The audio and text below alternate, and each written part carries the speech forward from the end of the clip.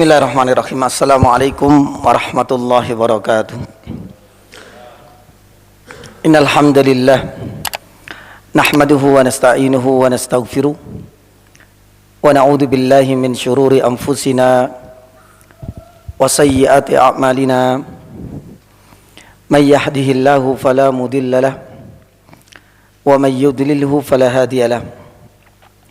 Wa asyhadu an la ilaha illallah wahdahu la syarika lah ilahul awwalin wal akhirin wa asyhadu anna Muhammadan abduhu wa rasuluh. Allahumma salli wa sallim wa barik ala Muhammad wa ala alihi wa ashabihi wa man ihtadaw bihudahu ila yaumiddin, amma ba'd. Allahumma inna nas'aluka khaira ma fi hadhihi al-lailah wa khaira ma ba'daha wa na'udzu bika min syarri ma fi hadhihi al-lailah wa syarri ma ba'daha. Allahumma sallimna ila Ramadan wa sallim lana Ramadan wa tasallamhu minna mutaqabbala. Jamaah dirahmati Allah Subhanahu wa taala, alhamdulillah malam hari ini Allah Subhanahu wa taala kembali pertemukan kita di tempat yang paling Allah Subhanahu wa taala cintai ini. Semoga kedatangan dan kehadiran kita di tempat ini semakin mendekatkan diri kita kepada Allah Azza wa Jalla dan semakin menumbuhkan rasa cinta kita kepada Al-Quranul Karim. Terutama kajian kita mengetengahkan bagaimana kita bisa mengambil dan memetik pelajaran-pelajaran berharga dari ayat-ayat Allah Subhanahu wa taala. Terutama di dalam surat Al-Kahfi, itu adalah objek kajian yang sedang kita bahas mulai dari awal pertemuan. Jamaah dirahmati Allah Subhanahu wa taala, pada ayat yang ke-28 dan pertemuan sebelumnya kita berhenti pada ayat ini, adalah salah satu di antara ayat yang sudah berada di tema yang berbeda. Setelah kita sebelumnya membahas panjang lebar muqaddimah ayat sampai kemudian pada pembahasan inti yang sesuai dengan nama surat, yaitu kisahnya para pemuda Al-Kahfi, maka di ayat yang ke-28 ini Allah Subhanahu wa taala firman, wasbir nafsaka ma'al ladina yad'una rabbahum bil ghadati wal asyi yuriduna wajah. Ya. Ada beberapa pelajaran yang sudah kita sampaikan dahulu. Mudah-mudahan di antara jamaah sudah ada yang masih ingat insyaallah taala. Yang pertama adalah tentang sebab nuzulnya ayat ini. Sebagian para ulama ilmu tafsir mengatakan bahwa salah satu sebab turunnya ayat yang ke-28 dalam surat Al-Kahfi ini adalah permintaan orang-orang kafir untuk siap dan menerima serta bergabung dalam barisan kaum muslimin, tapi dengan catatan orang-orang mukmin, terutama dari orang-orang kalangan bawah, orang miskin, mereka harus dicutat, mereka harus dikeluarkan, mereka harus dijauhkan. Ya, jadi mereka punya bargaining, tawar menawar dengan Nabi SAW, siap untuk bergabung bersama, tapi mereka tidak mau turun kasta. Intinya di situ.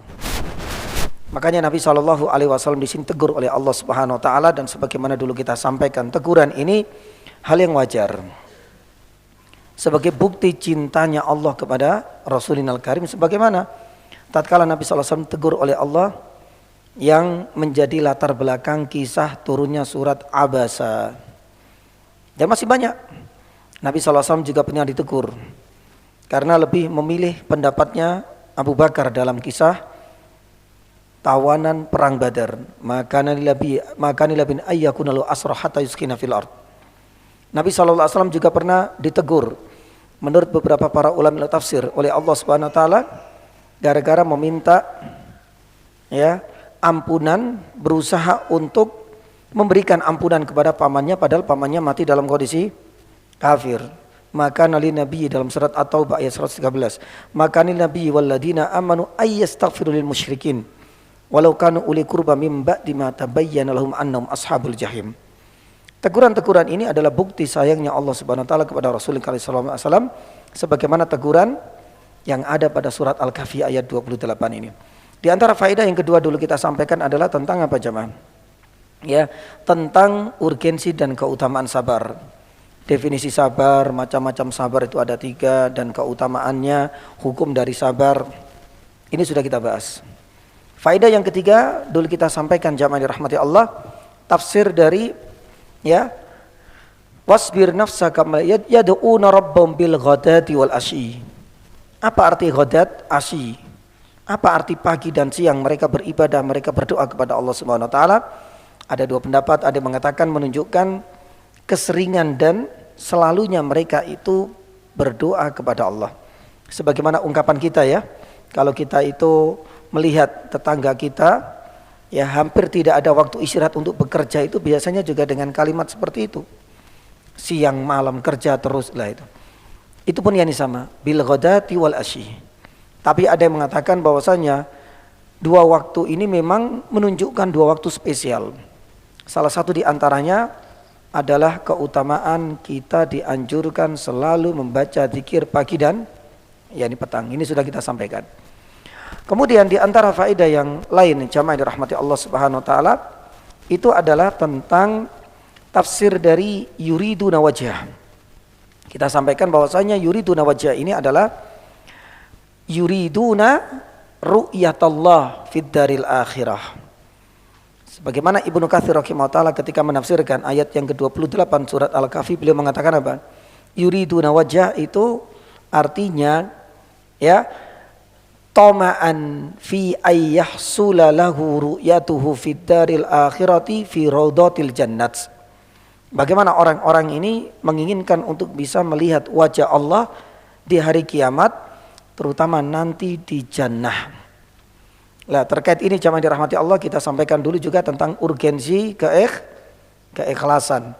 Karena kalau sudah membahas yuriduna wajhah, itu berarti tidak menginginkan apapun kecuali ya ridha Allah Subhanahu wa taala.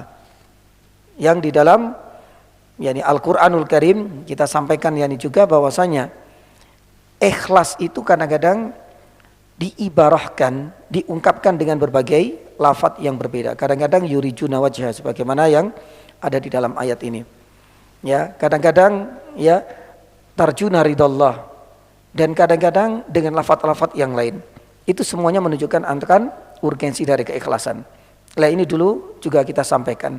Kita berhenti kalau nggak salah pada pembahasan faedah yang ke-6 yakni jamaah, yaitu mengimani Allah Subhanahu wa taala apa? Kalau nggak salah faedah yang ke-6 mengimani apa? Mengimani wajah Allah. Artinya Allah Subhanahu wa taala punya yakni wajah. Jamaah dirahmati Allah Subhanahu wa taala, ya. Terkait yakni wajah Allah ini banyak disebutkan di dalam Al-Qur'an. Kita sebutkan yakni dahulu ya. Sebenarnya ada 3 di dalam Al-Qur'an, di dalam hadis dan di dalam yang ketiga dalil ijma'. Ya, di dalam Al-Qur'anul Karim ya banyak sekali, termasuk di dalam surat Ar-Rahman yang sudah kita sebutkan, wa yabqa wajhu rabbika dzul jalali wal ikram. Surat Ar-Ra'du ayat 22.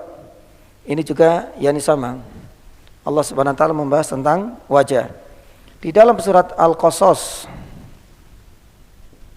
ayat 88 ya walladzina sabaru ya sampai kemudian yarjuna wajh Allah, sampai di dalam surat Al-A'la yang insyaallah banyak di antara kita yang sudah hafal, illa ibtigha'a wajhi rabbihil yani a'la.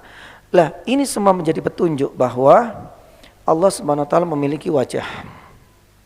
Sebagaimana dalil yang kedua di dalam hadis ya. Kita sebutkan ini saja. Di dalam Bukhari ya itu ada sekitar 26 hadis. Di dalam Muslim itu bisa lebih ya. Itu ada sekitar 7 hadis yang menyebutkan Allah Subhanahu wa taala memiliki wajah. Ya, dan ini diperkuat konsensus dan kesepakatan yakni para ulama. Artinya tentang adanya wajah Allah Subhanahu wa taala ini banyak kita jumpai dalilnya di dalam Al-Quran, di dalam hadis yang paling banyak, dan juga ijma'. Akan tetapi jamaah dirahmati Allah, tatkala kita mengimani wajah ini adalah ya wajah Allah Subhanahu wa taala itu satu sempurna. Ya. Artinya wajah Allah Subhanahu wa taala itu tidak ada cacat yakni sama sekali. Beda dengan keterbatasan wajah manusia. Yang kedua, ya, itu berbeda yakni dengan apa? Dengan makhluknya. Ya, makanya Allah Subhanahu wa taala firman dalam surat Asy-Syura ayat yang ke-11, laisa kamitslihi syai' wa huwas samiul yani basir.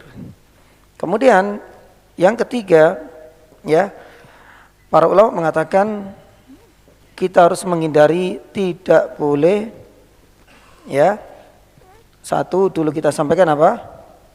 Yani tamtsil. Kemudian yang kedua apa? Yani tahrif, maaf. Yang pertama itu tahrif sebenarnya enggak masalah. Tahrif. Yang ketiga itu adalah takyif. Dan yang keempat itu adalah yang keempat apa? Taktil. Ini juga pernah kita sampaikan. Ini semua adalah kesimpulan dari para ulama ilmu akidah. Kita tetap percaya bahwasanya Allah Subhanahu wa taala punya wajah. Tapi wajah Allah Subhanahu wa taala sempurna, tidak seperti wajah manusia. Makanya para ulama ilmu akidah selalu mengatakan nu'minu misalnya bi asma'illahil husna wa sifatil ula taliku bi jalalatihi wa azamatihi. Kita semua percaya dengan nama-nama Allah yang mulia, asmaul husna, pun demikian dengan sifatnya. Karena wajah ini termasuk apa? Sifat Allah. Sifat Allah itu nanti kalau kita bahas lebih dalam ada dua. Ada sifat fi'liyah, seperti Allah itu turun di sepertiga malam terakhir. Ada kalanya sifatnya Allah sifat dzatiyah. Allah punya tangan, yadullahi fawqa aydihim. Sebagaimana juga Allah punya wajah. Ya, ini semua adalah di antara sifat yani dzatiyah namanya. Lah, di dalam kita mengimani, para ulama menggunakan kaidah yang sudah disepakati oleh kalangan mereka Ahlussunnah wal Jamaah. Kita percaya Allah itu memiliki sifat dan nama Allah yang sempurna. Artinya kalau sempurna itu enggak mungkin lagi bisa dikurangi dan tidak mungkin lagi ditambah. Itu namanya sempurna. Artinya enggak ada cacat dan enggak ada aib. Yang kedua, kesempurnaan sifat Allah dan nama Allah itu berbeda jauh dengan manusia. Kenapa? Karena manusia itu jamaah banyak sekali kekurangannya, keterbatasannya, aib dan cacatnya. Makanya Allah Subhanahu wa taala firman dalam surat Asy-Syura ayat yang ke-11, laisa kamitslihi syai'. Dan yang paling penting kita menghindari dari 4 penyakit di saat kita beriman kepada Asmaul Husna atau sifat Allah yang mulia. Yang pertama dulu kita sampaikan tamtsil. Tamtsil itu menyerupakan Allah dengan makhluk atau menyerupakan makhluk dengan Allah, itu enggak boleh. Ya, karena apa? Kaidah ini tadi sudah kita sampaikan. Beda banget. Ya. Dan itu ada dua sisi. Baik menyamakan Allah dengan makhluk maupun sebaliknya. Karena kadang-kadang manusia itu menjadikan sesama mereka itu sebagai apa? Sebagai timbangan barometer ukuran untuk menyamakan sifat yakni Allah. Ataupun sebaliknya, Allah Subhanahu wa taala punya sifat berarti itu juga berlaku untuk manusia. Keduanya itu terlarang. Satu contoh misalnya, menyamakan Allah dengan makhluknya. Ketika Allah Subhanahu wa taala punya kekuasaan, punya kekuatan untuk mengetahui perkara gaib yang akhirnya dianalogikan, disamakan, loh saya juga punya tetangga, dia bisa mengetahui perkara gaib. Lah ini termasuk bentuk di antara apa? Penyelewengan terhadap nama Allah. Penyelewengan terhadap sifat Allah. Ini sifat Allah, hanya Allah Subhanahu wa taala yang tahu tentang perkara gaib. Ini enggak mungkin dimiliki oleh manusia. Lah ini menyamakan. Atau mungkin kebalikannya. Ya, menyamakan ya makhluk dengan Allah. Kalau seandainya manusia itu bisa nangis, ya berarti Allah nangis. Hati-hati. Ya, untuk menetapkan nama Allah dan sifatnya Allah itu butuh apa? Dalil. Kalau nggak ada dalil nggak boleh kita menyamakan. Ya, manusia itu bisa bersin berarti Allah juga bersin. Manusia itu buang hajat berarti Allah buang hajat. Waliyadzubillah, nggak bisa dengan cara seperti itu. Ini tamtsil terlarang. Yang kedua itu tahrif. Tahrif itu menyelewengkan ya lafadz atau makna. Ya. Kadang lafadznya itu diselewengkan atau mungkin barangkali maknanya. Ya, dan kita tahu jamaah yang dirahmati Allah, sifat Allah Subhanahu wa taala ini sangat mulia. Kadangkala mereka menyelewengkan ya nama Allah nanti sama dengan apa? Ta'til ini. Jadi mereka itu mentakwil dengan lafadz yang berbeda. Seperti yad. Yad itu tangannya Allah, tapi mereka khawatir kalau seandainya nanti sama dengan tangannya manusia, yang akhirnya kemudian diganti, ditakwil, ditafsirkan dengan apa? yakni dengan kekuatan. Lah itu tahrif terlarang. Takyif bahasa kita itu ya menggambarkan, mendeskripsikan Allah Subhanahu wa taala dengan kekuatan akal dan perasaan manusia. Ya, jadi dia menggambar-gambarkan. Jadi seakan-akan itu mengumpulkan puzzle-puzzle yang ada pada diri Allah. Satu contoh, Allah punya tangan, Allah punya wajah. Ini punya wajah berarti digambarkan Allah Subhanahu wa taala itu punya hidung, punya alis mata, digambarkan. Punya tangan berarti ada siku, ada ini, ada bulu-bulu ininya, terus jumlahnya 5 dan lain sebagainya. Ini sudah di luar batas. Padahal Allah Subhanahu wa taala ketika menyebutkan di dalam dalilnya itu enggak semuanya diekspos, tidak semuanya disebutkan oleh Allah Subhanahu wa taala tentang sifat-sifat zatnya Allah secara spesifik, itu tidak. Berarti kita enggak boleh. Itu termasuk melampaui yakni dalil. Maka apa yang ada itu kita imani, yang enggak ada enggak usah kita berhayal apalagi berimajinasi. Lah itu yang dilarang takyif. Ya, pun demikian dengan taktil. Ini juga paling parah. Taktil itu menafikan. Jadi taktil itu menafikan semua. Allah itu as-sami, sudah enggak usahlah dinafikan. Allah itu turun, enggak, Allah enggak mungkin turun. Ya, Allah Subhanahu wa taala itu punya yad, apalagi enggak boleh. Jadi taktil itu menafikan semua nama Allah atau sebagian, atau menafikan sifat-sifat Allah Subhanahu wa taala. Lah, jamaah dirahmati Allah, inilah kaidah yang barangkali jamaah bisa merujuk kepada sebuah kitab Qawaidul Muslah yang dikarang oleh Syekh Muhammad bin Shalih Al Utsaimin. Qawaidul Muslah itu kaidah-kaidah atau prinsip-prinsip dasar bagi siapapun yang ingin mempelajari tauhid asma dan sifat. Kitab ini sangat bagus, terutama bagi para pemula. Dan kitab ini bagus karena menggunakan apa? Kaidah. Poin 1, 2, 3, dan 4 sampai banyak. Tapi saya menyebutkan beberapa yang ini saja.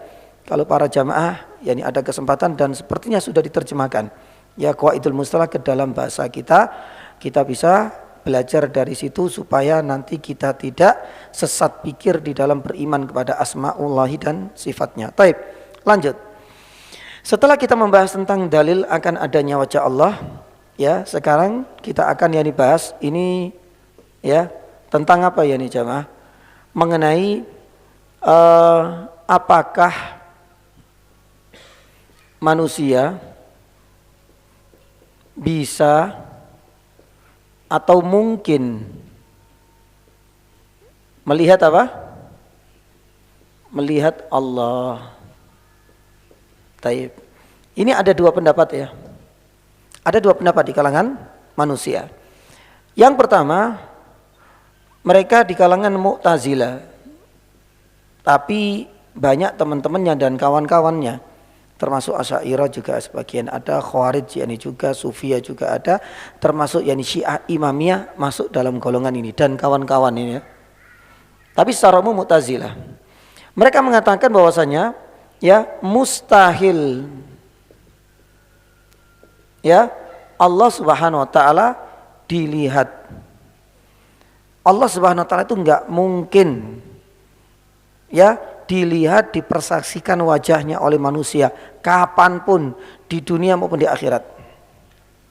Ya, ini adalah pendapat yang pertama. Mereka menggunakan beberapa dalil. Dalil yang pertama jemaah dirahmati Allah itu ada di dalam surat Al-An'am ayat 103. Kalau kita lihat di dalam surat Al-An'am ayat 103, Allah berfirman, la tudrikul absar wa huwa yudrikul absar. Engkau tidak bisa, tapi menurut mereka ya, melihat ya, matamu, penglihatanmu tidak akan bisa melihat Allah, sedangkan Allah bisa melihatmu. Itu terjemahannya berdasarkan pemahamannya kelompok pertama Mu'tazilah di dalam surat Al-An'am ayat 103. Yang kedua itu di dalam surat Al-A'raf ayat 143. Ya, di dalam ayat ini yang seringkali dipakai ya nih jemaah. Ya, cerita ini adalah tentang cerita Nabi Musa. Nanti bisa dilihat. Nabi Musa ini meminta kepada Allah bisa ditampakkan wajahnya. Allah Subhanahu wa taala berfirman, qala lan taroni. Menurut pendapat pertama, lan taroni, engkau tidak akan bisa melihatku wahai Musa. Hal ini juga berlaku untuk manusia. Kemudian dibuat kesimpulan bahwasanya Allah tidak akan bisa mungkin dilihat di dunia maupun di akhirat. Ya, ini adalah dalil yang ketiga. Dalil yang kedua. Dalil yang ketiga itu adalah surat An-Nisa ayat 153. Di dalam surat ini, surat An-Nisa ayat 153 ini, ketika orang-orang Yahudi ya itu meminta kepada Nabi Musa, qalu arinallahu jahratan fa akhadhathumus sa'iqatu bidulmihim. Para ulama sepakat ketika orang Yahudi meminta lewat Nabi Musa agar ditampakkan Allah secara apa? Jelas gamblang, tapi ternyata tidak diijabahi. Akhirnya mereka dihukum, diazab oleh Allah Subhanahu wa taala. Nah, menurut versinya orang-orang Mu'tazilah dan kawan-kawan, di sini bukti bahwasanya melihat Allah itu termasuk perkara yang tercela. Makanya ketika orang Yahudi minta kepada Nabi Musa, malah langsung dibalas oleh Allah dengan turunnya apa? Azab. Berarti menunjukkan mustahil Allah bisa dilihat di dunia maupun di akhirat. Baik. Kemudian jamaah dirahmati Allah Subhanahu wa taala, ya. Jadi orang-orang Mu'tazilah ini juga kalau kita lihat, maaf ya, dalil-dalilnya juga kemerotok, Pak, banyak. Tapi nanti kita akan lihat bagaimana Ahlussunnah wal Jamaah membantah dalil-dalil mereka. Salah satunya adalah surat Asy-Syura ayat 51. Di dalam surat yakni Asy-Syura ayat 51, Allah Subhanahu wa taala firman, ya, turunnya wahyu itu hanya dengan 3. Maka nali basarin ayyukallimallahu illa wahyan aw min wara'i hijab aw yursila rasulan fayuhya bi'idzni ma yasha.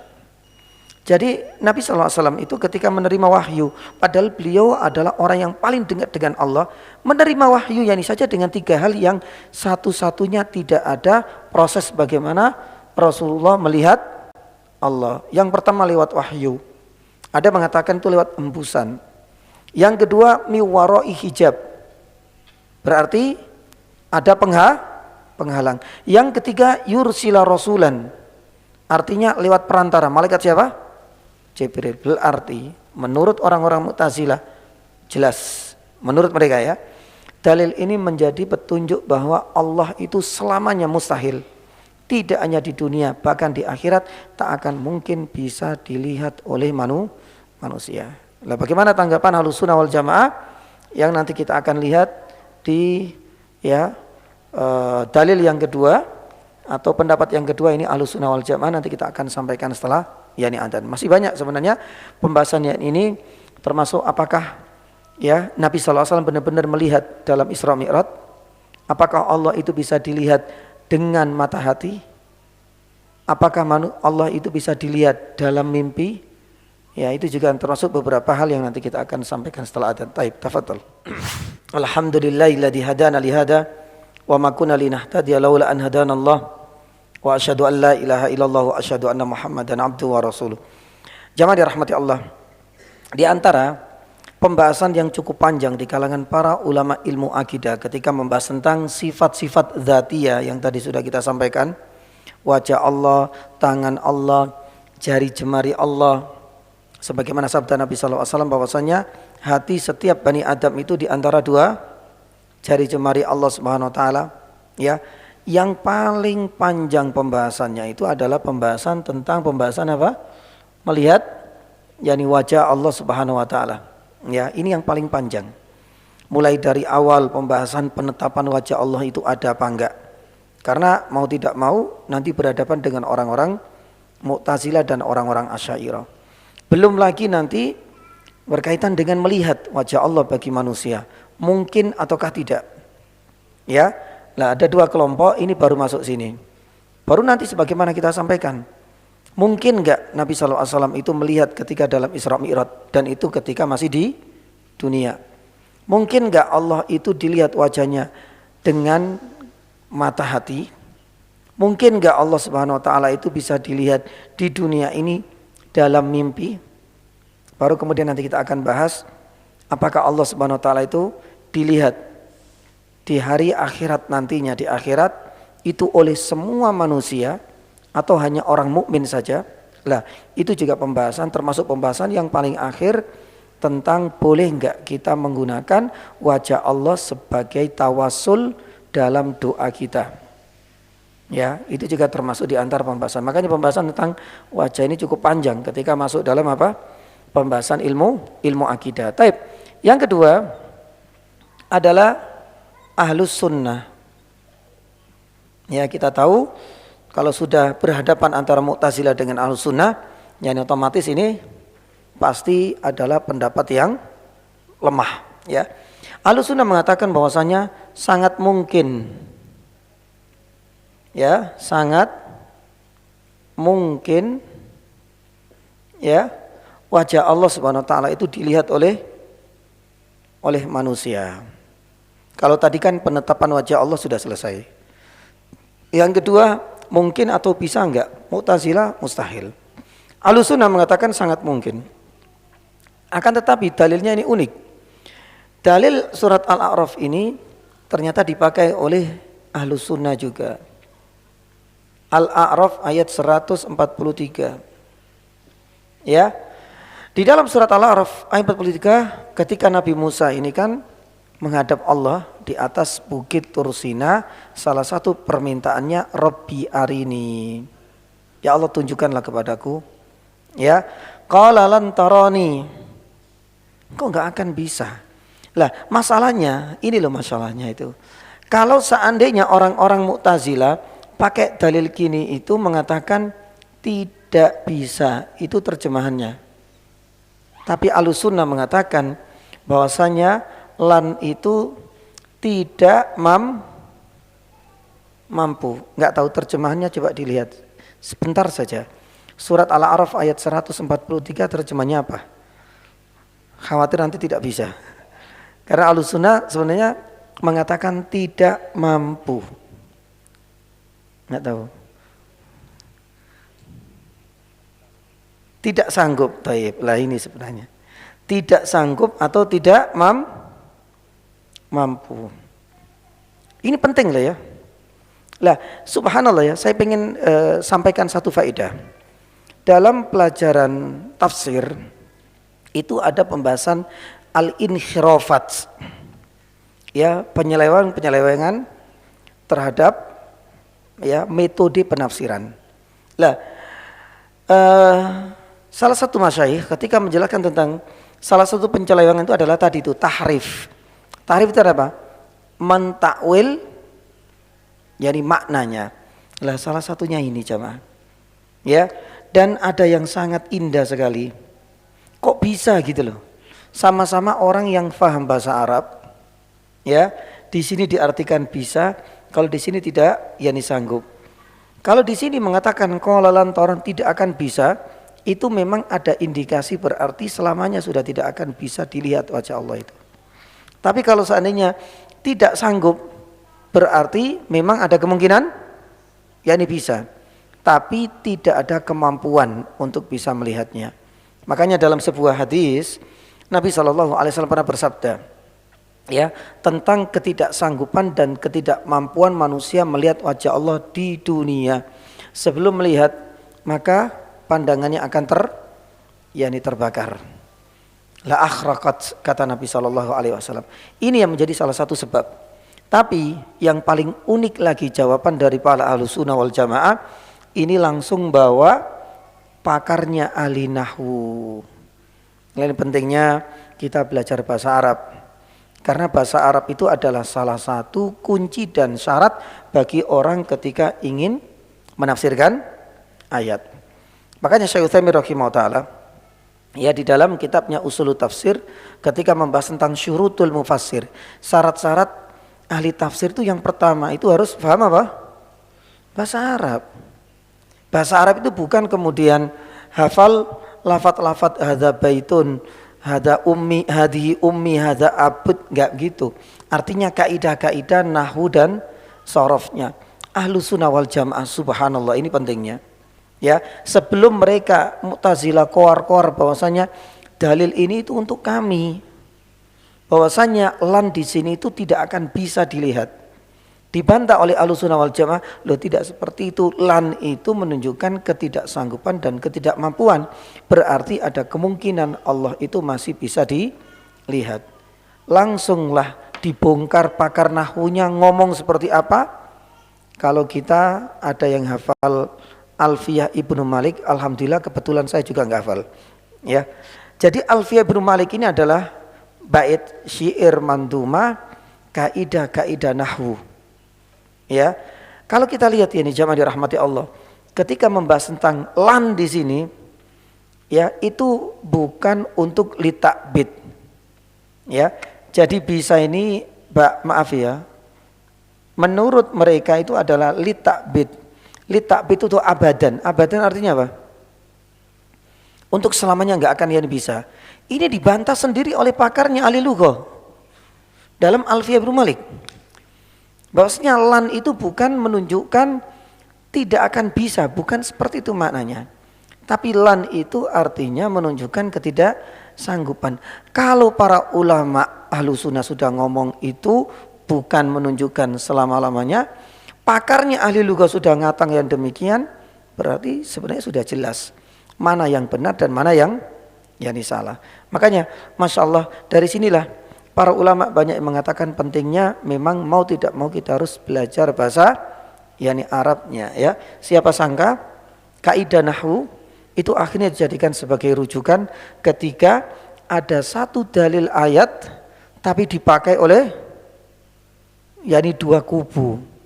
Ya, baru hakimnya pakar ahli lughah. Ya, kayak dalam pengadilan Indonesia itu loh. Pengadilan Indonesia itu kadang-kadang, maaf, undang-undangnya pasalnya sama dipakai. Dipakai ini dengan interpretasi seperti ini, dipakai ini dengan interpretasi yang beda, padahal pasalnya sama. Hakimnya akhirnya ngambil apa? Ngambil saksi ahli. Kalau berkaitan dengan bahasa, ya berarti pakar bahasa yang didatangkan. Kalau berkaitan dengan dunia kriminal forensik, ya saksi ahli. Lihat itu sebagai penengah. Lah, di sini ahlinya ahli ini sudah ngomong lan ini bukan litakbid, tapi menunjukkan sanggupan. Lah, ini adalah sekaligus bantahan kepada orang-orang Mu'tazilah. Yang kedua, di antara dalil yang lain itu adalah surat Yunus, Yunus ayat 26. Allah Subhanahu wa taala firman, "Lilladzina ahsanul husna wa ziyadah." Di sini ada kalimat al-husna dan ziyadah. Ya, wa ziyadah. Kalau kita terjemahkan itu husna itu jannah, surga. Jadi mereka akan dapat surga. Dan plus-plus gitu loh, Pak. Lah, plus-plusnya ini apa? Tambahannya ini. Kita bisa melihat kepada tafsirnya. Ibnu Katsir misalnya, Imam Asy-Syaukani dalam tafsirnya. Nanti kita akan lihat bahwa plus-plus tambahan setelah mereka dapat kenikmatan di surga itu adalah, kata Ibnu Abbas, ru'yatu wajhillah. Melihat wajah Allah. Berarti mungkin apa enggak? Ya, ini mungkin. Ya, termasuk di antaranya surat Al-Qiyamah. Ini malah jelas lagi. Al-Qiyamah 22 sampai 23. Wujuhu yawma idin nadhirah ila rabbiha nadhirah. Hafal ya. Lah ini juga para ulama, apalagi yang kita sangkal. Ini adalah bukti bahwasanya nadhirah, melihat kepada wajah Allah Subhanahu wa taala. Berarti melihat wajah Allah itu sangat mungkin terjadi. Ya. Termasuk di antaranya surat Al-Kahfi yang belum kita bahas, 110. Di surat Al-Kahfi 110 itu nanti di akhir, paling akhir ini udah. Ya, nanti mudah-mudahan yang kita enggak membahas ini lagi, tapi paling tidak sudah ada gambaran. Allah Subhanahu wa taala firman, "Faman kana yarju liqa." Ada mengatakan liqa itu artinya bertemu. Lah ini bertemu tapi enggak lihat apanya? Fisiknya ya. Itu namanya enggak bertemu. Makanya para ulama menafsirkan faman kana yarju, barang siapa yang ingin untuk bertemu dengan Allah, falyamal amalan sholihan wala yusyrik bi ibadati rabbi ahada. Bertemu itu mengindikasikan adanya sesuatu yang langsung bisa dilihat. Maka ketika nanti orang-orang ahlu jannah masuk surga dan bertemu dengan Allah, berarti bisa dipastikan adanya pertemuan ini juga menunjukkan adanya melihat dari yang manusianya dengan yang dijumpai, yaitu Allah Subhanahu wa taala, yaitu wajah. Belum lagi dengan hadis. Sudah, kalau hadis ini sangat banyak. Di dalam Sahih Muslim misalnya disebutkan dari Jabir ibn Abdillah radhiyallahu taala, Nabi SAW itu ini suka kadang-kadang menjadikan apa yang ada di sekitarnya sebagai sampel. Ketika lagi duduk-duduk kemudian melihat bulan apa? Purnama. Apa kata Nabi SAW? Ketika kita lihat bulan purnama dan enggak mendung dan enggak hujan, terang banget enggak? Jelas apa enggak? Nabi SAW menjadikan itu sebagai apa? Yani bahan perumpamaan. Sebagaimana kita saat ini melihat bulan purnama begitu jelas, apalagi di daerah gurun. Kalau gurun itu memang jarang apa? Jarang mendung dan jarang hujan. Kelihatan banget lah.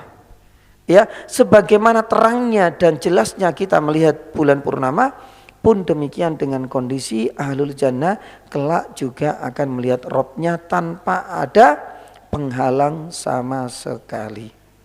Lah, ini adalah salah satu di antara hadis yang disebut oleh para ulama dan masih banyak lagi dari dalil-dalil yang lain. Tapi intinya kalau sudah berhadapan dengan Ahlussunnah, ya sudah, ini enggak mungkin. Baik. Kemudian bagaimana dengan dalil-dalil ini? Ya. Pun demikian dengan Asyura ini.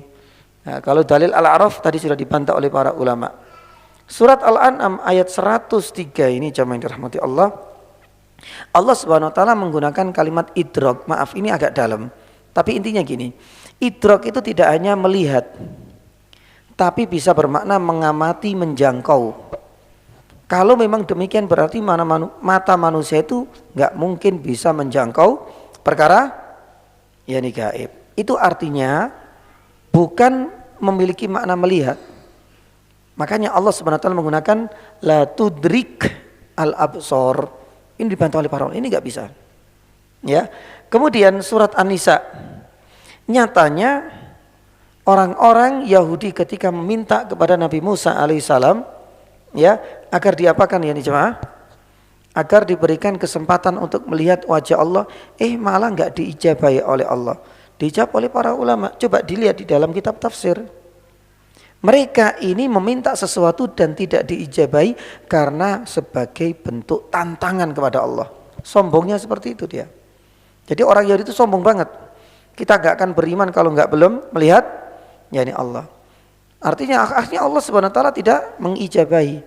Bukan berarti tidak mengijabahi permintaannya, menunjukkan berarti selamanya Allah tidak akan bisa lihat, tidak memiliki makna seperti itu karena konteks di sini itu sedang menjawab tantangannya orang-orang Yahudi. Jadi enggak ada kaitannya sama sekali.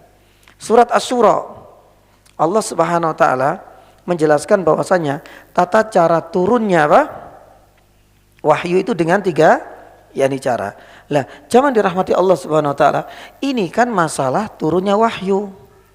Sedangkan pembahasan kita lebih umum terkait penduduk jannah yang akan melihat wajah Allah. Ini enggak ada kaitannya dengan apa? Wahyu. Makanya ini hadis atau ayatnya khusus tentang wahyu, tentang melihat wajah Allah. Bukankah surat Yunus 26, Qiyamah 223 pun demikian surah 110. Ini sudah menjadi dalil yang sangat kuat menunjukkan adanya kemungkinan wajah Allah itu bisa dilihat oleh makhluk. Nah, adapun dalil yang engkau pakai wahai orang Mu'tazilah ini enggak tepat karena hanya membahas tentang turunnya wahyu, itu pun kepada Rasulullah. Jadi enggak tepat. Nah, ini adalah di antara beberapa jawaban dari para ulama Ahlus Sunnah wal Jamaah. Ya, ini adalah pendapat yang al-aslam wa ahkam, yang lebih tepat dan yang memang lebih yakni sesuai dengan ya apa yang diinginkan oleh Nabi sallallahu alaihi wasallam. Kemudian berikutnya, lah ini masalah. Satu permasalahan setelah kita sudah membahas, berarti jawabannya sangat mungkin. Ya. Jadi Allah ya mungkin ya dilihat. Cuma di sini nanti kita akan bahas. Yang pertama itu dunia. Dan yang nanti kedua nanti di akhir, yakni di akhirat. Bagaimana hukumnya di dunia? Apakah Allah Subhanahu wa taala mungkin bisa dilihat? Mungkin apa enggak? Ya. Lah di sini jamaah dirahmati Allah ada beberapa poin yang nanti kita akan bahas. Yang pertama, Nabi dalam yakni Isra Mi'raj. Yang kedua, yakni dengan mata hati. Yang ketiga dalam mimpi. Kita mulai karena semuanya ini terjadi di dunia apa di akhirat ini? Di dunia. Ya, kenapa kita bagi menjadi 3? Karena ada beberapa dalil-dalil yang berkaitan dengan 3 permasalahan yang semuanya berhubungan dengan melihat wajah Allah di dunia. Yang pertama, Nabi Shallallahu Alaihi Wasallam dalam Isra Mi'raj bertemu dengan Allah apa enggak? Bertemu dengan Allah apa enggak? Bertemu dengan Allah enggak di langit ke-7? Berjumpa apa enggak dengan Allah? Berjumpa ya nih jamaah. Ya, berjumpa dengan Allah dan bahkan berbicara dengan Allah. Itu kesepakatan. Yang jadi perdebatan itu adalah apakah Nabi SAW melihat yakni wajah Allah. Lah ini yang diperselisihkan ya. Di antaranya ya, kita ambil di sini saja. Nanti kita akan balik lagi ke situ. Jamaah dirahmati Allah Subhanahu wa taala, Nabi ini berjumpa dan memang melihat ya. Tapi yang jadi masalah di sini mengenai wajah. Ada 3 pendapat. Yang pertama mengatakan Nabi itu yakni apa? Melihat wajah Allah. Yang kedua tidak melihat. Dan yang ketiga ya itu melihat dengan mata hati. Jadi ada perbedaan. Yang pertama, melihat wajah Allah Subhanahu wa taala didasarkan pada sebuah riwayat di mana dari Ibnu Abbas, ini pendapatnya Ibnu Abbas.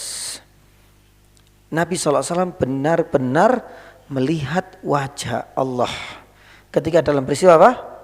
Isra Mi'raj. Kalau di sini ini pendapatnya Aisyah. Sampai Aisyah mengatakan apa? Man haddatsaka anna Muhammadan yara rabbahu yani fahuwa kadzdzab. Barang siapa yang menyampaikan informasi bahwa Nabi melihat Allah, dalam peristiwa Isra Mi'raj dan itu kejadiannya di mana? Di dunia, maka dia seorang pembohong dan pendusta. Pendapat yang ketiga, ini adalah pendapatnya siapa? Al-Qadhi Iyad. Mengatakan apa?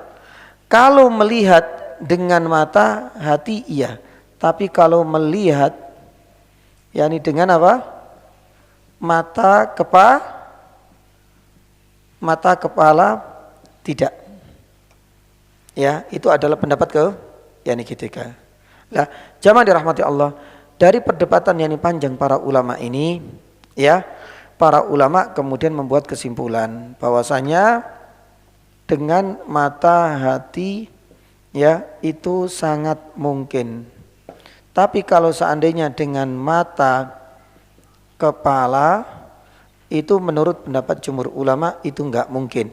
Baik terjadi pada diri Nabi maupun yakni manusia yang lain. Apa dalilnya jamaah dirahmati Allah? Ini ada dalil. Yang pertama dari Ibnu Abbas. Di dalam Sahih Muslim disebutkan Nabi SAW melihat dengan mata apanya? Dengan hatinya. Dan yang kedua itu pembahasan ihsan, sepertinya di Bangsal saya membahas hal ini. Ihsan.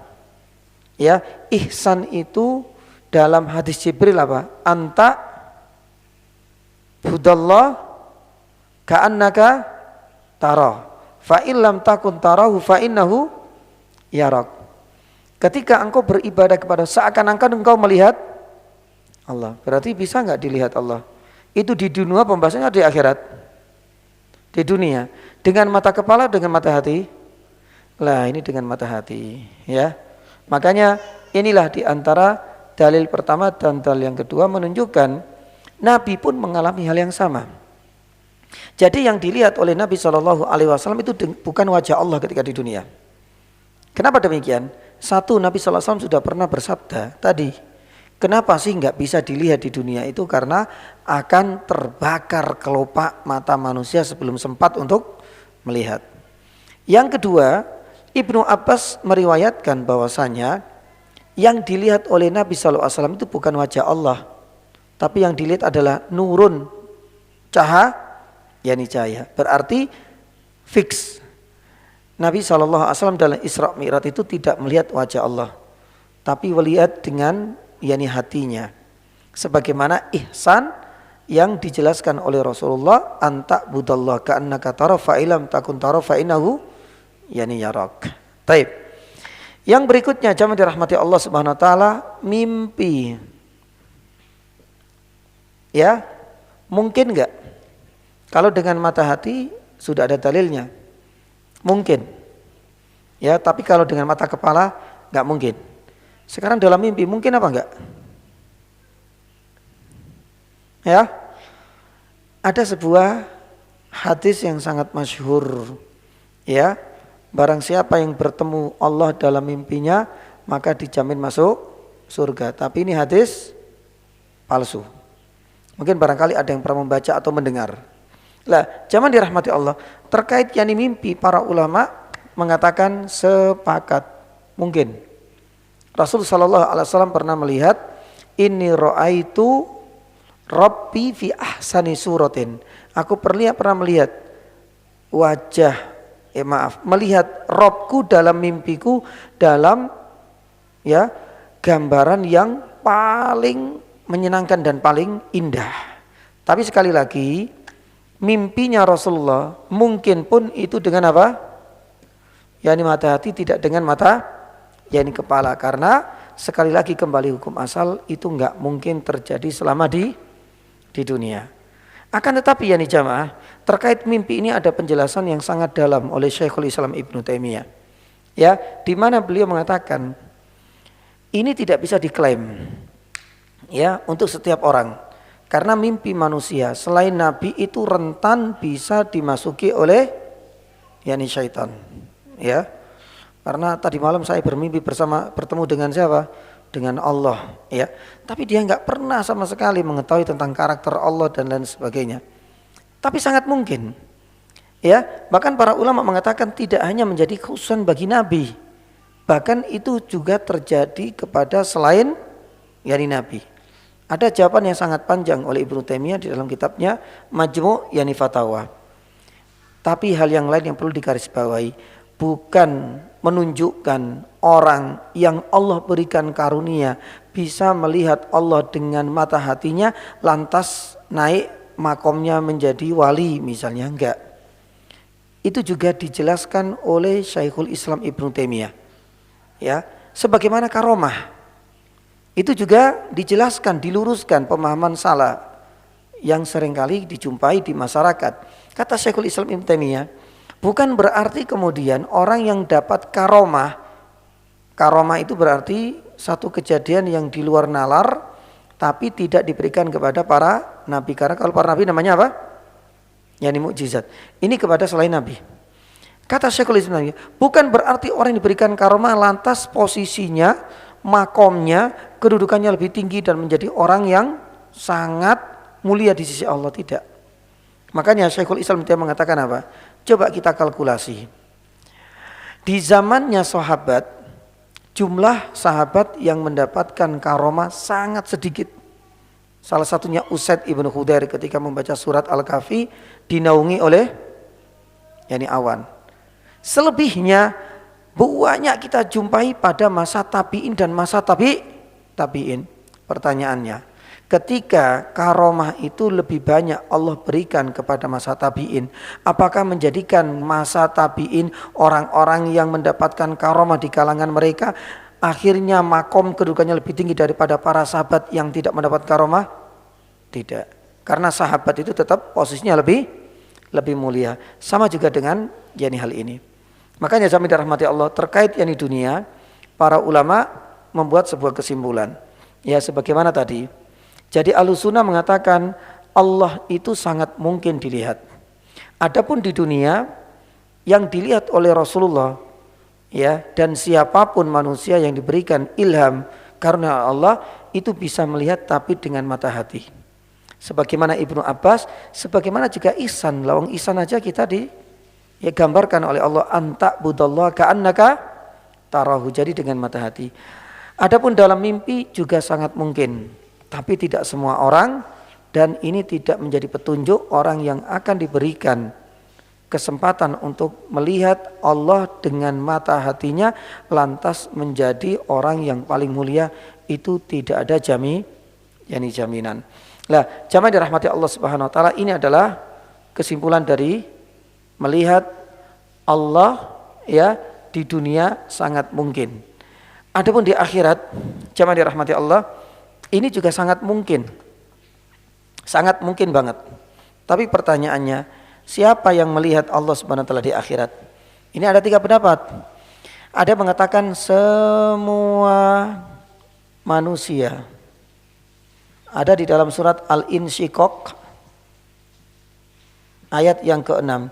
Ya ayyuhal insanu innaka kadhun ila rabbika kadhan famulaki. Ini kan tujuannya kepada, ayat ini ditujukan pada manusia. Ya ayyuhal insan innaka kadhun ila rabbika kadhan famulaki. Wahai manusia, kalian semua akan bertemu dengan Allah. Berarti apa? Mukmin juga, kafir yani juga. Pendapat yang kedua mengatakan orang yang nampak iman saja. Berarti di sini berlaku untuk mukmin dan munafik. Kenapa? Karena orang munafik selama itu bukan nifak akbar masih memiliki iman. Berarti mereka lah yang akan melihat Allah di akhirat. Sedangkan pendapat yang ketiga mengatakan ya, yang melihat Allah Subhanahu wa taala itu orang mukmin saja. Orang mukmin tok. Kenapa demikian? Nah, ini di dalam surat Al-Mutaffifin ayat yang ke-15. Nah, ini yang kemudian ditafsirkan oleh Imam Asy-Syafi'i rahimahullah taala. Kalla innahum ar-rabbihim yauma idil lamahjubun. Hijab itu artinya apa? Terhijabi, tertutupi. Imam Syafi'i rahimahullah taala ketika menafsirkan surat Al-Mutaffifin ayat yang ke-15, ini berlaku bagi orang non mukmin. di mana orang selain mukmin itu akan terhalangi dan tidak akan mungkin bisa melihat wajah yakni Allah Subhanahu wa taala. Ya, memang ada beberapa pendapat, yang 3 pendapat ini yang paling yakni masyhur ya di kalangan para ulama, yakni bagaimana kemungkinan Allah itu dilihat di akhirat nantinya. Sangat mungkin, tapi apakah ini berlaku untuk mukmin dan kafir atau hanya orang yang nampak imannya atau hanya orang mukmin saja? Ya, tapi para ulama kemudian membuat kesimpulan bahwa ru'yatullah di akhirat itu ada 2. Yang pertama umum, yang kedua adalah khusus. Kalau seandainya umum ini terjadi, berarti berlaku untuk semua manusia. Itu di akhirat nantinya ada. Ya, dalilnya dalam sebuah hadis dalam Sahih Muslim dari Abi Sa'id Al-Khudri. Kalau di jannah khusus, ini di surga. Ya. Kalau ini masih umum. Di akhirat ini semua akan bisa melihat Allah Subhanahu wa taala tapi secara umum. Sebagaimana ada dalam di dalam riwayat Abi Sa'id Al-Khudri, di mana Nabi sallallahu alaihi wasallam bercerita, kelak nanti di jannah, coba kita lihat terjemahannya ya. Di jannah dalam Sahih Muslim, semua penduduk surga akan melihat wajah Allah dengan begitu riangnya, berbeda dengan wajah Allah yang pertama kali. Apa maksudnya di sini? Berarti terjadi berapa kali? 2 kali. Yang pertama itu masih umum. Tapi ketika penduduk yani jannah mereka sudah masuk semua, lah di sini ada hadis. Allah itu berbicara dengan penduduk jannah, apa yang kau inginkan? Penduduk jannah mengatakan sudah, di sini semuanya sudah sempurna sudah. Enggak ada kesengsaraan, enggak ada keletihan, enggak ada kebosanan. Semua adalah full nikmat. Akhirnya Allah Subhanahu wa taala buka hijab dan akhirnya semua penduduk jannah itu melihat wajah Allah. Lah, disinilah kemudian Abu Sa'id Al-Khudri itu mengatakan bahwasanya kondisi penduduk jannah ketika melihat wajah Allah di surga itu lebih nikmat, lebih afdol, lebih mulia daripada saat pertama ketika Allah Subhanahu wa taala menampakkan untuk seluruh apa? yakni makhluk. Lah, jamaah, ini adalah semua dari yang bisa kita sampaikan terkait Allah Subhanahu wa taala itu mungkin bisa dilihat ataukah yakni tidak. Ya. Jadi kesimpulannya Allah sangat mungkin bisa dilihat. Ya, salah satunya bukti tentang dalil adanya wajah Allah, Al-Qur'an, As-Sunnah maupun Al-Ijma'. Berarti sebagai bentuk bantahan kepada orang Mu'tazilah dan kawan-kawannya. Terkait Allah mungkin dilihat ini kan ada 2 kemungkinan. Ada kalanya di dunia dan ada kalanya di mana? Di akhirat. Lah, kalau di dunia kita langsung kepada kesimpulan bahwa sangat mungkin Allah itu dilihat, tapi tidak dengan mata kepala, tapi dengan mata hati, mata batin, mata hati. Sebagaimana dalil Ibnu Abbas pun demikian pengertian dari ihsan. Kemudian masuk di mimpi, ya mungkin enggak kata Ibnu Taimiyah, sebagaimana ada di sebuah hadis dalam Sunan At-Tirmidzi dan disebut dalam Musnad Ahmad, sangat mungkin karena Nabi sallallahu alaihi wasallam pernah mengatakan inni raaitu rabbi fi ahsani suratin. Ya, dalam mimpi. Tapi dalam mimpi pun itu tidak dengan mata kepala sekali lagi, tapi dengan mata batin atau mata hati. Lanjut ke fase yang kedua di akhirat. Bagaimana Allah Subhanahu wa taala nanti di akhirat? Apakah dilihat oleh semua manusia? Ya, berdasarkan pendapat-pendapat yang sangat banyak ulama yang mengatakan terjadi 2 kali manusia itu melihat Allah. Pertama, ya sifatnya umum, dan yang kedua khusus bagi penduduk yakni surga. Tapi yang lebih afdal dan lebih mulia itu adalah ketika Allah Subhanahu wa taala menampakkan kepada penduduk yakni jannah surga. Taib yang terakhir, ya, boleh enggak hukum berdoa atau berdoa dengan wajah yakni Allah, ya, Kita tahu wajah Allah ini termasuk apa tadi? Yani sifat. Ya. Kenapa kita bahas yani ini jamaah dirahmati Allah? Karena ada sebuah hadis dari Jabir. Ya. Di mana di dalam sebuah hadis teksnya seperti ini. La yus'al biwajhillah illal jannah. Ya. Seseorang hamba itu tidak boleh meminta sesuatu kepada Allah dengan perantara wajahnya kecuali permintaannya itu adalah yakni surga. Akan tetapi hadis ini disepakati oleh para ulama, hadisnya apa? Yani dhaif. Ya. Lah ini sebagai penyempurna yani saja. Karena ada hadis yang menyebutkan wajah Allah itu tidak boleh dipakai. Kita kembali kepada sifat. Maksudnya apa Ustaz? Enggak boleh meminta dengan wajah Allah. Ini sebagai bentuk tawasul. Sebagaimana tatkala kita itu berdoa kepada Allah.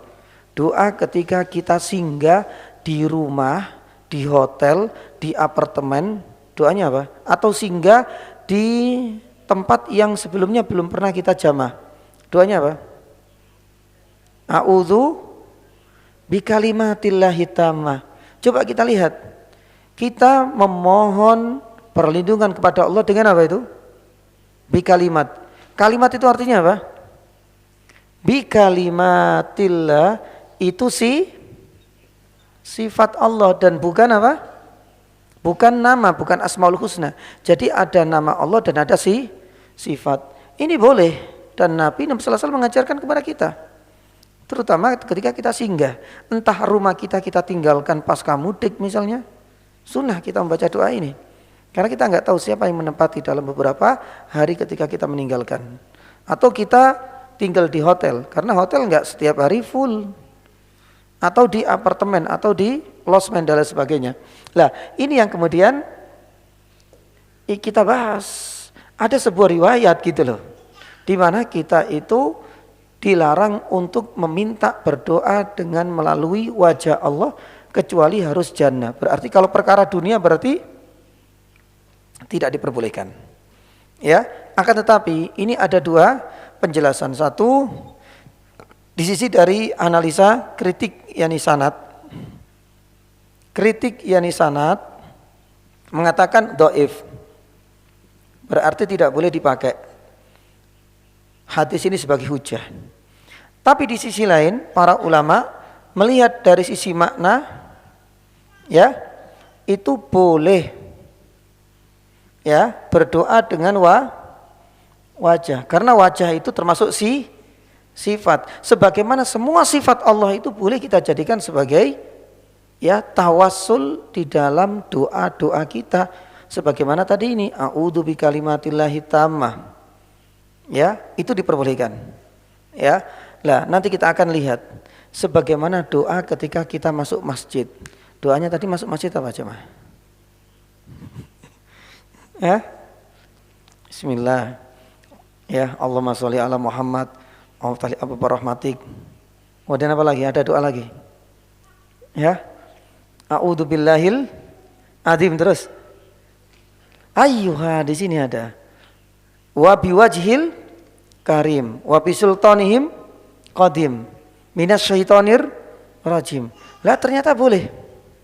Makanya para ulama mengatakan bahwasanya ini khusus. Jangan dijadikan sebagai hujah untuk melarang semua permintaan Allah dengan wajah. Itu gak boleh. Karena kenyataan tadi ya ada dalil lain ketika masuk masjid. Masuk masjid yakni kita disunahkan untuk berdoa. Ini dari Abdullah ibnu Amr ibnu al-As dan disahkan oleh Syekh Albani rahimahullah ta'ala. Ketika kita mau masjid salah satu doanya itu adalah dengan doa ini. A'udzu billahil azim wa biwajhihi, wajahnya siapa? Allah. Wa bijil karim wa bisultanihil qadim minasyaitonir rajim. Berarti boleh enggak? Ya ini boleh. Maka itu berlaku untuk semuanya. Hanya saja para ulama mengatakan untuk sebagai bentuk kehati-hatian boleh dengan wajah itu adalah untuk perkara apa? Akhirat. Yani saja dan ini sebagai yani penutup. Jadi untuk perkara-perkara akhirat. Seperti kita memohon untuk dimasukkan jannah. Allahumma inni as'aluka misalnya. Biwajhikal karim antudkhilatil jannah. Tudkhilanil jannah. Ya Allah, aku memohon dengan wajahmu yang agung, yang mulia, agar engkau memasukkanku ke surga. Boleh enggak ini? Ya, karena masalah masuk surga itu termasuk perkara akhirat. Termasuk diantaranya adalah dijauhkan dari apa? Dari neraka, karena ini perkara akhirat. Allahumma inni a'udzubika. Ya Allah, aku memohon perlindungan biwajhikal karim, dengan wajahmu yang agung, ya, antudkhilani yani annar, ya, agar engkau menjauhkanku dari dimasukkannya ke neraka. Ini diperbolehkan kepada ulama. Karena apa? Masuk dalam perkara yakni akhirat. Termasuk diantaranya dengan dari gangguan apa? yakni syaitan. Gangguan syaitan. Nah, kalau ini sudah jelas, malah ada dukungan dalil dari hadis sahih ketika kita mau masuk masjid. Dan akhirat ini dianggap yakni sebagai apa? Para ulama sebagai ya pendapat yang paling apa? yakni paling tengah ya untuk memposisikan antara dhaifnya hadis ini dengan adanya dalil tadi, bolehnya kita meminta dengan wajah Allah. Makanya para ulama untuk masalah kritik dalil sanadnya tidak kita pungkiri. Syekh Albani pun mendhaifkan. Tapi ketika kita boleh enggak sih pakai, boleh-boleh saja. Tapi sebagai bentuk kehati-hatian, mintalah pada urusan-urusan akhirat yakni saja. Tapi kalau untuk urusan yakni dunia, lebih baik dan lebih afdal kita hindari, kata para ulama. Sebagaimana kita minta yakni harta, yakni misalnya, ya Allah, yakni saya memohon dengan wajahmu yang mulia agar engkau memberikanku harta misalnya, menurut para ulama dihindari. Jangan pakai wajah, pakai yang lain saja. Karena wajah kalau kita lihat dari dua sisi ini, yang paling aman, yang paling bijak itu hanya pada urusan-urusan apa? yakni akhirat. Wallahu ta'ala alam bishawab. Jangan dirahmati Allah, ini baru pembahasan wajah ya. Tapi enggak ada masalah, mudah-mudahan nanti kita membahas atau pas bertemu dengan kalimat wajah Allah, ya mudah-mudahan sudah tergambarkan ini semuanya. Ya, mulai dari dalil tentang wajah Allah dalam Al-Quran, dalam hadis, dalam ijma sudah banyak. Ya, pertentangan mungkin atau tidak, Mu'tazilah mengatakan mustahil, dibantah oleh Ahlussunnah, yang sahih mungkin dengan banyak dalil. Seandainya mungkin, apakah terjadi di dunia dan di akhirat? Di dunia mungkin, tapi dengan mata batin atau mata hati, bahkan di mimpi pun sama. Tapi di akhirat memang ada silang pendapat, tapi pendapat yang lebih mendekati kebenaran terjadi dua kali. Tahapan pertama sifatnya umum, tapi yang paling afdol kata Ibnu Qayyim rahimahullah ta'ala itu adalah ketika Allah menampakkan wajahnya lebih khusus kepada penduduk yakni surga. Adapun pembahasan yang terakhir sekali, hukum berdoa dengan menggunakan wasilah wajah Allah. Ada dua pendapat, ada mengatakan tidak boleh secara mutlak karena ada dalilnya. Tapi ada mengatakan masih boleh. Ya, tapi dengan kesimpulan tadi lebih afdol kita arahkan permintaan dan doa kita pada perkara-perkara akhirat. Allahu ta'ala. Mudah-mudahan ini bisa difahami dan masih banyak ya sebenarnya. Karena ayat yang berikutnya itu bukan ayat berikutnya, masih dalam satu ayat ya. Wala ta'du aynaka anhum turidu zinatal hayatid dunya wala tuti man aghfalna qalbahu an dzikrina wattaba'a wa kana amru furuta. Ini masih menyisakan ada 5 atau mungkin 6 faedah lagi. Ya, ini kalau tak masukkan jadi satu faedah, itu semuanya masuk dalam faedah yang ke-6, yaitu mengimani Allah Subhanahu wa taala punya wajah. Kemudian ada beberapa sub yakni lagi sebagaimana kita sampaikan. Nanti kita akan sampaikan faedah sebagaimana para ulama mengatakan. Ya, pentingnya kita lebih selektif dalam memilih teman. Tapi bukan berarti kemudian kita semakin apa?